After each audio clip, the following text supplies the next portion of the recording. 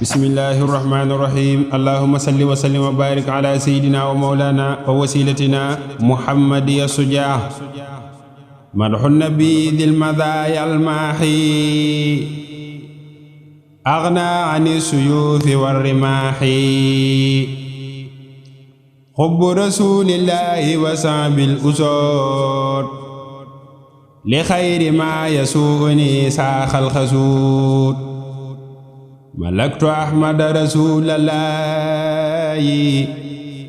maali siwaaya saaxa kullallaahi maddaliyal ilaahu birrasuuli fi qidami muhjila kulli suuli dahaa xilaami wal fuaadi wal midaad lil qatti xawdi yaghyaali li sadaat yuusilu xatti man ahabba lil ilaah bi xayri xalwatin wa yakfi kulla laa amdaaxu xayril aalamiina sarafati li xayri durri yàlla idaafan sarafati lahu xitaabi shaakiran wa raadiyaa waliya kaana wa maha amraabiyaa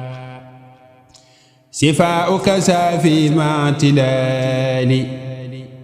wa dabbadal ghadabi waddalaali jazaaka ahsanal jazaa mawlaaka kamaa ilaynaa xaadama awlaaka azhabta maa quluubanaa qad saa'a li ghayri nahwinaa wa man asaa'a alayka sallallahu zu samaahi fil aali wa sahbi mahan yaa maahi wa ala alihi wa sahbihi wa sallim subhaana rabbika rabbil izzati ammaa yasifuun wa salaamun alal mursaliin walhamdulillahi rabbil aalamiin.